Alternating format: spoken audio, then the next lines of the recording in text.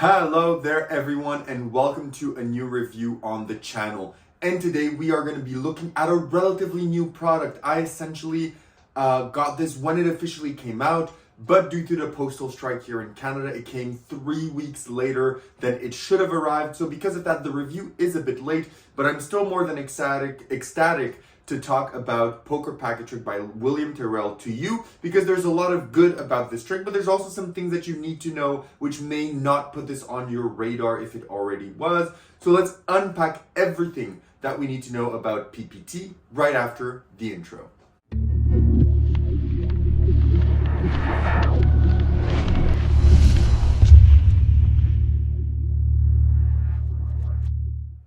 Perfect, so decide to stick around, which means you want to learn more about Poker Packet Trick. So what is it? Poker Packet Trick is a change of 4 cards where they morph into one another. So an ace becomes a 2, the 2 become 3s, the 3s become 4, and then the 4 become a royal flush in spade. Now, my resolution of 2025 is to give you the most performances that I can of the effects that I review. So because of that, I have started to film when I have time performances for you from POV angles or outside settings to try and give you the best possible performance that I can. I won't do it for every single product, but I will try and do it for most of them. That said, let's roll the small clip that I put on my Instagram that I encourage you to follow if you haven't already, of Poker Packet Trick.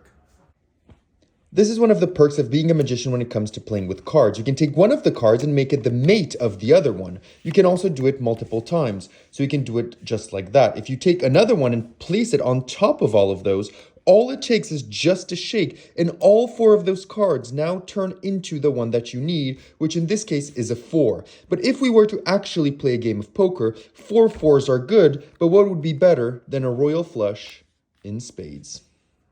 So now you've seen this quick performance of the effect. Well, it is quick because the effect in itself is quick as well, and that's how it will play out every single time. So now that you know what it is, let's talk about where you buy this, how much does it cost, and what do you get. So you can buy this from Vanishing Ink directly. You can also buy it from other associate retailers that have this in stock. You can check out your local magic shop. It will set you back 25 USD, which is around 33 Canadian dollars. And what you get with your purchase is this. You're going to get this envelope. Here, it's a nice little envelope which is going to carry inside, well, to your surprise, another envelope. So inside of that envelope, you're going to get another envelope. And then inside of that, you're going to get a link to the instructions. Inside of this envelope, you're going to get the cards that you saw in performance. All of the cards are extremely well made. They're gimmicked to the brim. Every single card is gimmicked to the brim, but you get everything supplied to you here. Everything is professionally made and professionally done for you. And then the tutorial is also very good. It's with William Tyrrell, and he's going to go over everything that you need to know about the effect. The main routine, how to do it, the setup, the reset, the angles, everything that you would need to know is in the tutorial. And he also gives you a ton of ideas as well if you want to change up the moves, the handlings, and the kind of changes during the routine. So for what you get for $25, you get quite a nice packet trick. Now let's talk about difficulty. So how difficult is Poker Packet Trick to perform? This effect is relatively easy to perform. You know, all the ad copy, all the trailer, it's about how easy it is. It has no false counts, no weird moves, no palming, no ditching or anything like that. And that is very true. At the end, they say that if you're able to turn a card over, you're able to do this effect. And that is pretty much true. That's pretty much all you have to do in order to achieve the effect. So in order of ease of use, it is very, very easy. However, if you do want to make this cleaner, so have the cards inspected, we're going to talk about all that, you'll need to add layers of deception, which will make the effect a bit more complicated. But in its essence, it is a very easy effect to perform, and it is within the wheelhouse of even beginners that have been in Magic for just a bit of time. They'll be able to get this down pat relatively quickly. Now let's talk about practicality. So as always, the first thing that we talk about is carrying capacity. So what do you need to carry to do this effect?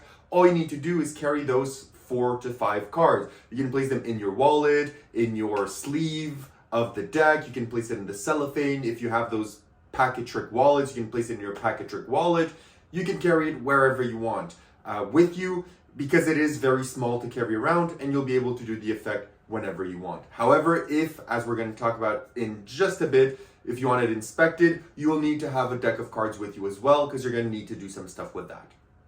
In terms of angles, the angles are pretty good, just no one can't be below the deck or on the direct eye line. That's one thing that I've noticed, because the first performance that I did, it was filmed at an angle such as this, and you could see everything from below. So direct eyesight to the cards is not good. This effect excels when people watch from the top down. So this isn't really a table trick. It's something that you would do from top down and people watch down, because if they have their eyesight on the cards, they may see some of the moves and some of the sleights that you are executing. So for angles, it is pretty much 360. You just can't have someone directly at the eye line of the edge of the cards or below.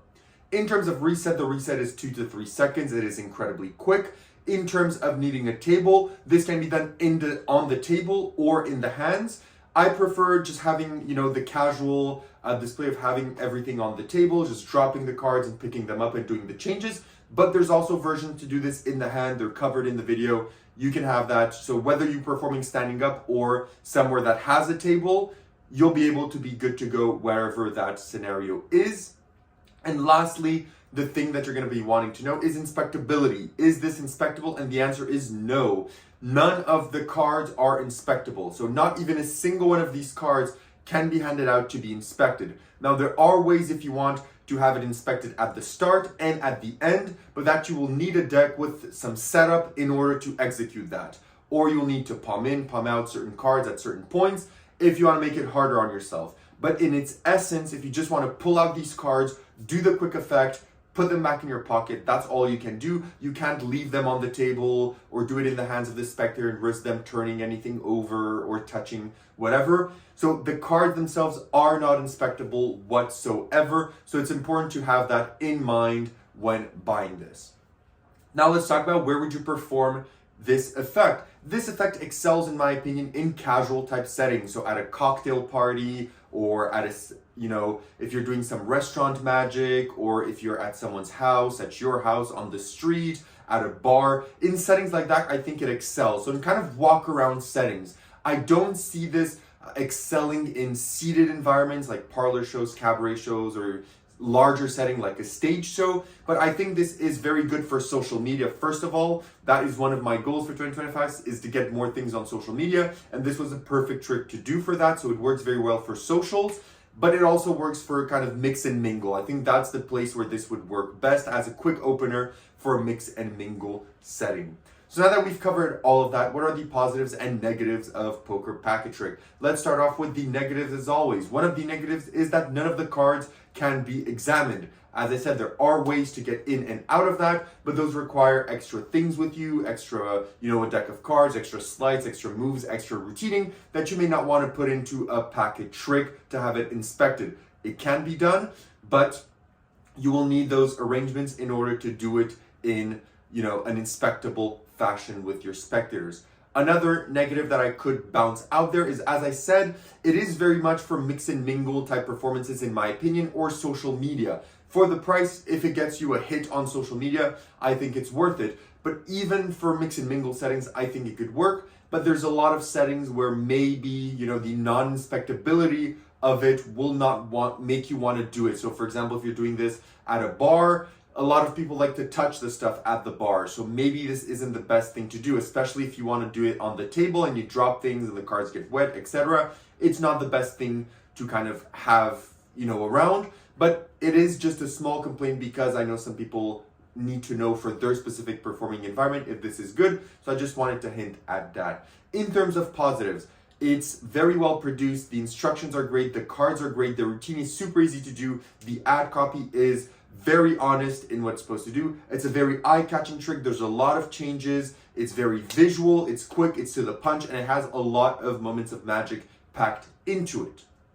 So now that I've covered every base for Poker Packet Trick, would I recommend it and what do I give it on 10? I think if you're someone that is looking for something specifically for social media or for this type of mix and mingle setting where people aren't going to necessarily grab your cards, or just looking for a quick, easy opener to just go in, put in your pocket and move into something else, then take maybe some coins out or a deck out or anything like that, this is for you.